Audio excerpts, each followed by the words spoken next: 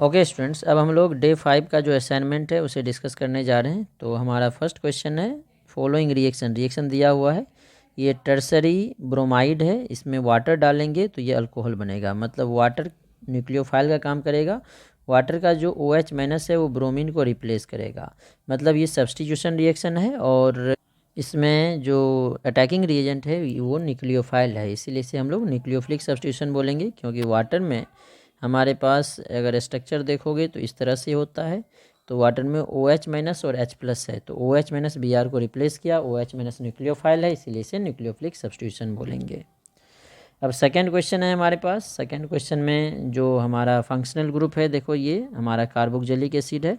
वैसे एक ब्रोमीन भी है, लेकिन हमने बोला था ब्रोमीन जो है वैसे कार्बोक्जिलिक एसिड से बहुत नीचे है, तो इसको हम लोग सब्स्टिट्यूएंट की तरह ही ट्रीट करेंगे। वैसे भी अगर कार्बोक्जिलिक एसिड नहीं भी होता तो ब्रोमीन को हम लोग सब्स्टिट्यूएंट की तरह ही ट्रीट करते हैं। अब कार्बोक्जिलिक एसिड जो है रिंग के साथ है, तो कार्बोक्जिलिक एसिड को तो रिंग में काउंट कर नहीं सकते हैं, इसलिए इसको हम लोग लिस्ट पोजीशन देंगे। तो नंबरिंग यहाँ से करेंगे 1 2 3 4 5। तो अब सब्स्टिट्यूएंट दो हो गया, एक ब्रोमीन और दूसरा मिथाइल। तो ब्रोमीन और मिथाइल में जो ब्रोमीन है इसके लिए ब्रोमो यूज करेंगे, मिथाइल के लिए मिथाइल। तो बी अल्फ़ाबेटिकली पहले आता है, इसलिए पहले ब्रोमो लिखेंगे। तो ब्रोमो का पोजीशन 4 है, तो 4 ब्रोमो 2 मिथाइल। टोटल जो रिंग में कार्बन है 5 है, इसीलिए साइक्लोपेंटेन 1 कार्बोक्जिलिक एसिड।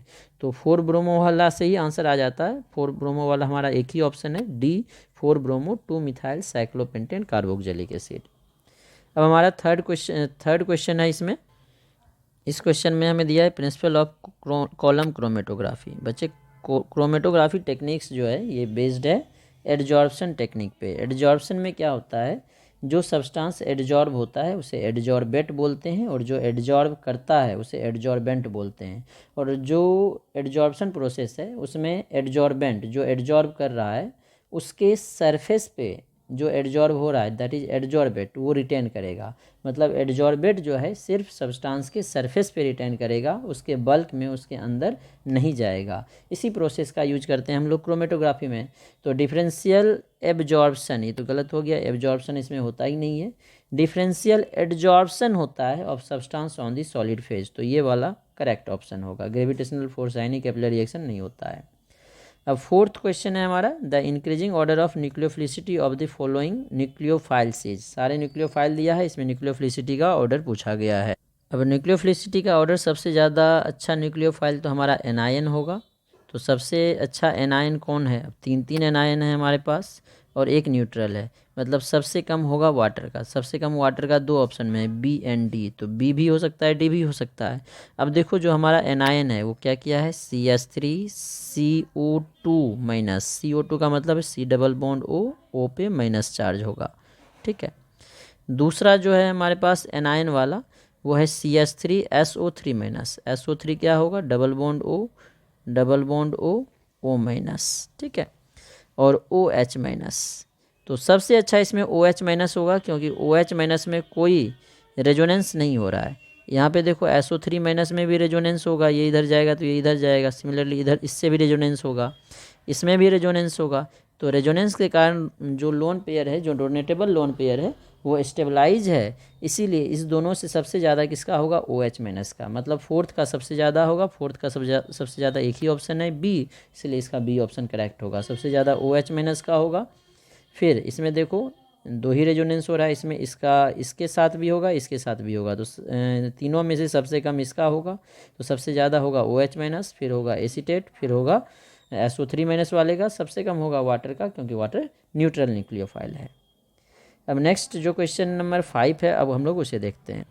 तो जो ये क्वेश्चन है इसमें हमें दो कॉलम है, एक कॉलम में मिक्सचर दिया है, दूसरे कॉलम में उसे सेपरेट करने का मेथड, सेपरेशन मेथड दिया है, और बोला गया है इसको किस मेथड का यूज करेंगे। तो पहला मिक्सचर है वाटर एंड शुगर।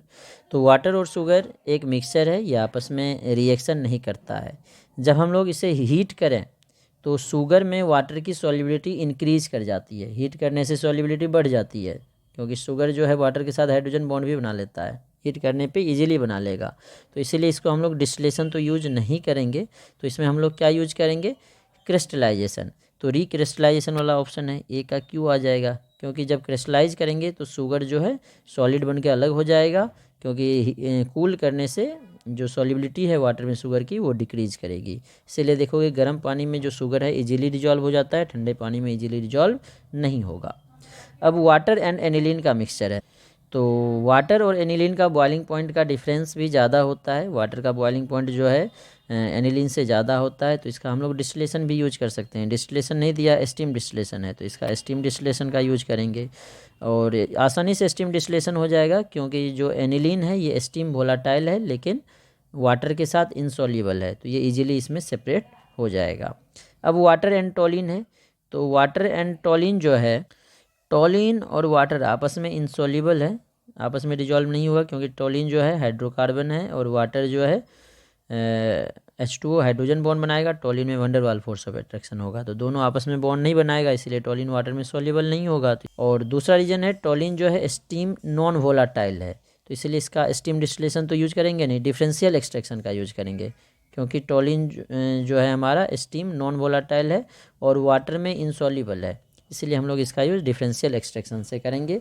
तो ए का Q, बी का R, सी का S फर्स्ट ऑप्शन में, इसलिए इसका फर्स्ट ऑप्शन करेक्ट होगा।